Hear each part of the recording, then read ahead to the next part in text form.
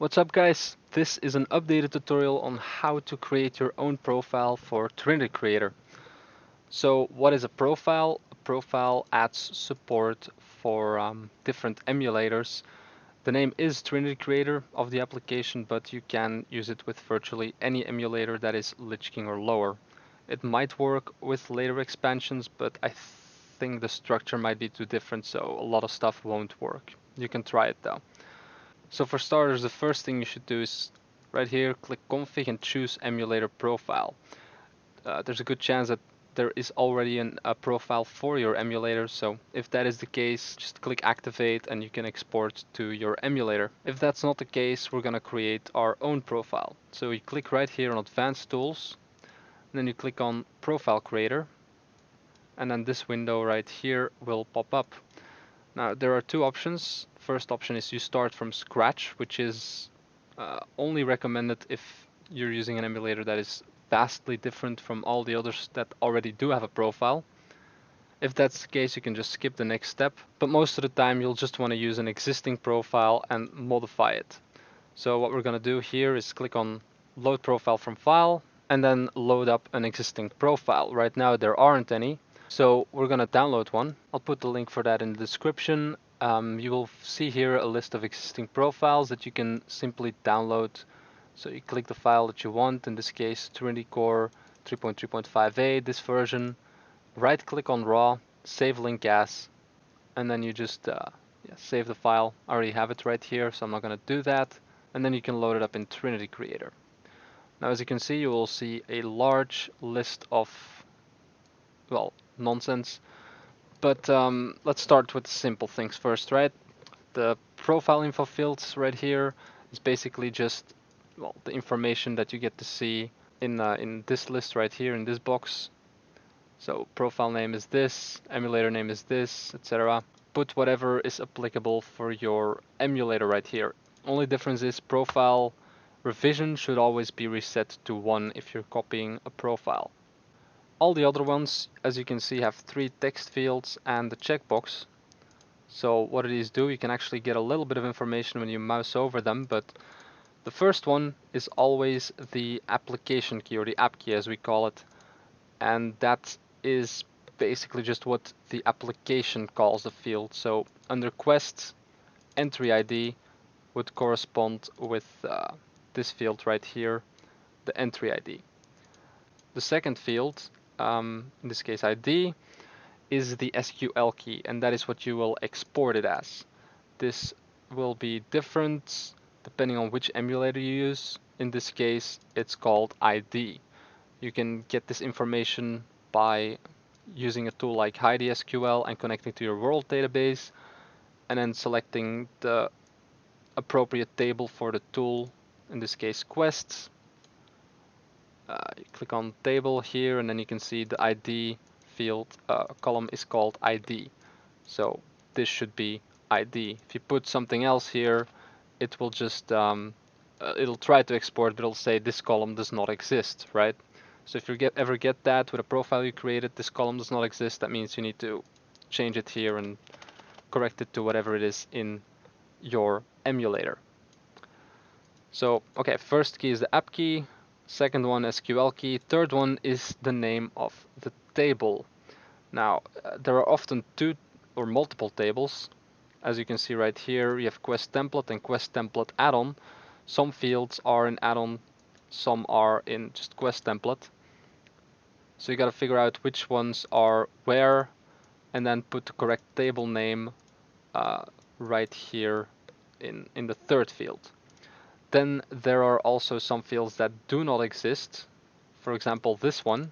Well, this one just doesn't exist because I accidentally put it into the application, but there is no Z coordinate, doesn't store it in any emulator. But let's say you don't want to export something that is in the application, you just uncheck this box and it will not try to export it. Even if you input it into the application, for example, POI Y doesn't exist, you just uncheck it. Whatever you put in here is just ignored, nothing happens to it. You will need to do this for some things, especially if you're supporting older emulators, like vanilla. you will need to uncheck everything related to gems, for example. Or also, if you just can't find a field or you think it doesn't exist, you can uncheck it. No harm done, right? And that's what the checkbox is for. Once again, app key, SQL key, table name, disable checkbox. Now this is quite a large task, so it is recommended to save after every tool you complete. If you complete quest, you save it and then you can test it. Creature, same thing, save it, test it.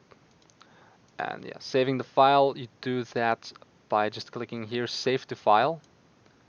And you will need to put it in this folder, Documents, Trinity Creator, Profile. So you can just call it test profile, for example. Oh, I should probably rename it here as well.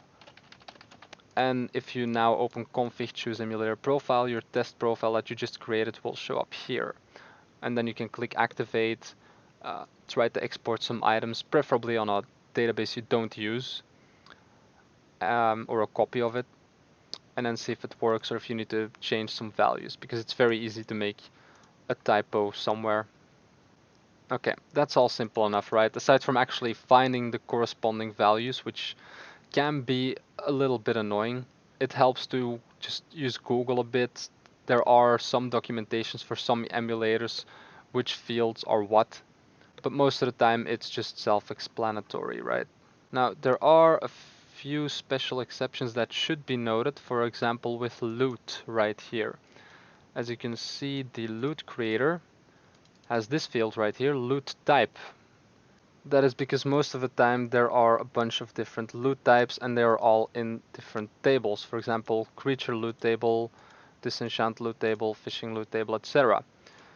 So when creating your loot portion in a profile, you just replace the portion that should be this field right here with %t, as you can see right here.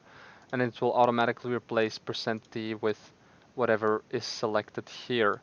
So when selecting item, it would export to item loot table. When selecting creature, it would export to creature loot table.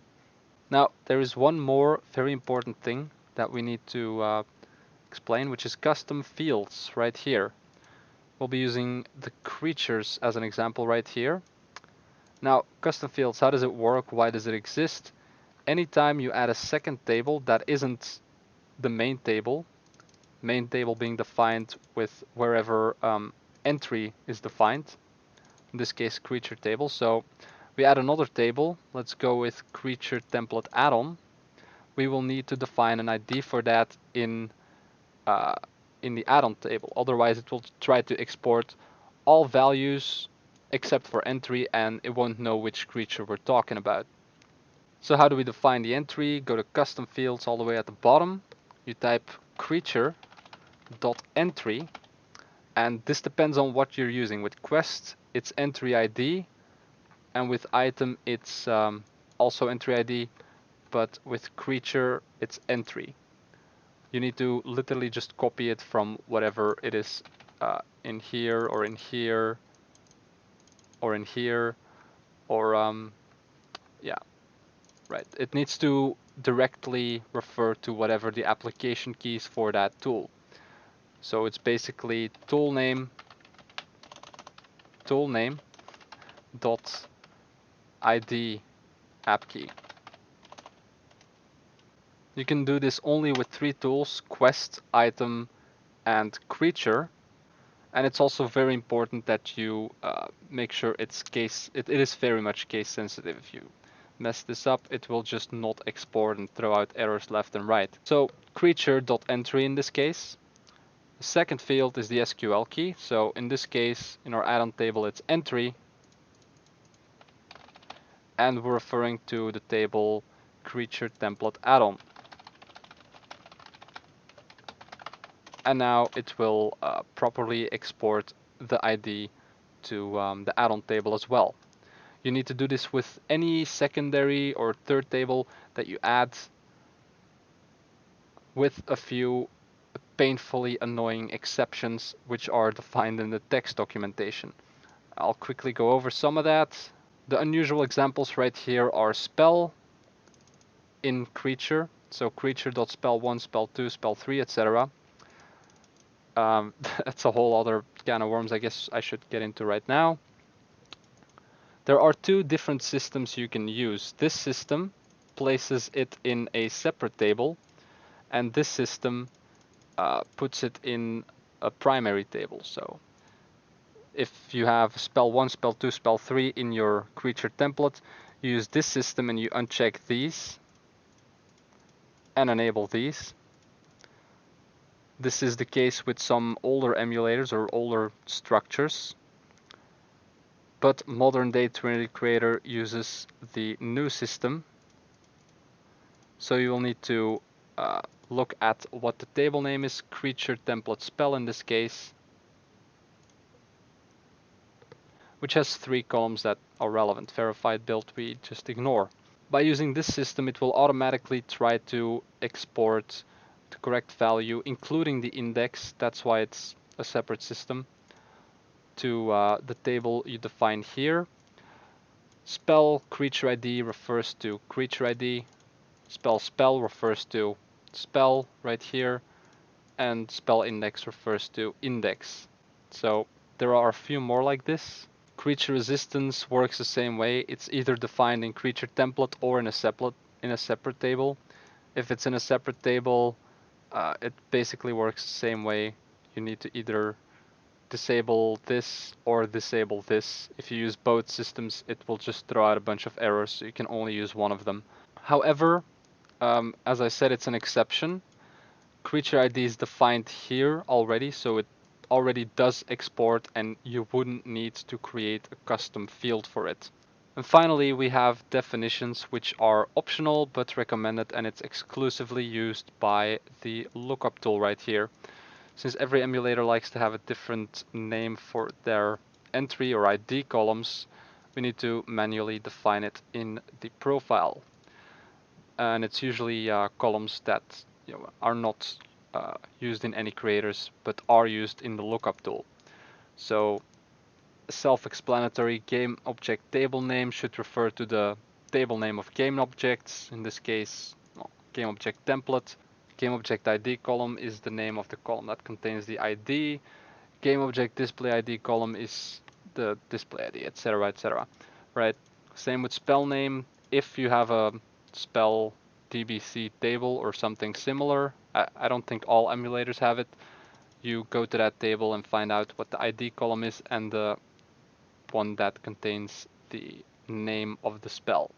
And there might be more down the line, but they will be added to the text documentation if that is the case. Now, one more thing, if you accidentally clicked add custom field right here and you don't want to include it in your profile, all you gotta do is just check these checkboxes off and it won't export to the profile either.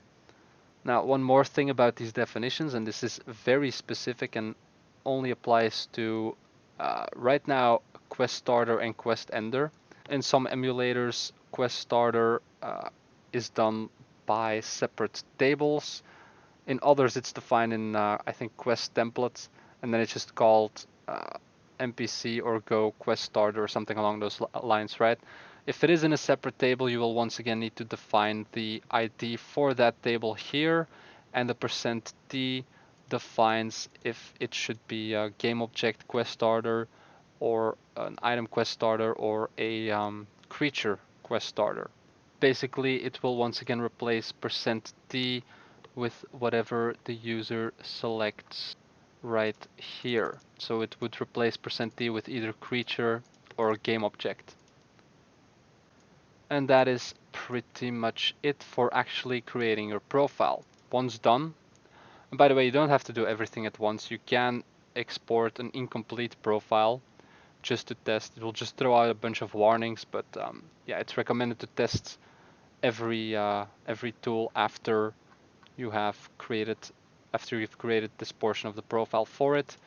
You can click save to file, and as you can see, I have a warning right here because I didn't fill out something, but let's ignore that. And then you can save it to this folder right here, Documents Trinity Creator Profiles. Name the file whatever you want. It should probably be, if you're gonna make it public, name it your name, emulator something along those lines, right? Right now we're just calling it test profile. And once you've saved it, it will show up in the list right here under config. Choose emulator profile, and then you can click on test profile to, or whatever you named it, activate, and you can export using that profile. Now, if you have a working profile, it's encouraged that you share it with other people. This is fairly simple to do. You can either create a pull request, I'm not going to explain how to do that, or you can just open an issue right here and attach the file. You might need to put it in a zip file or something because it doesn't export right, but if you do that, I will make it public manually and it will show up here as well as in everyone else's emulator profile lists after I've checked it manually. And I think that's pretty much everything we need to go over, yeah. I will put a link to the text documentation because there's a good chance things will change over time, and it might also clear things up over my insane ramblings. But hopefully this gave you some kind of idea on how to work with the profile creator tool. But if that still doesn't clear things up, you can create a GitHub git issue right here, and then I will get back to you as soon as I can. Alright, thanks for watching and good luck with your creations.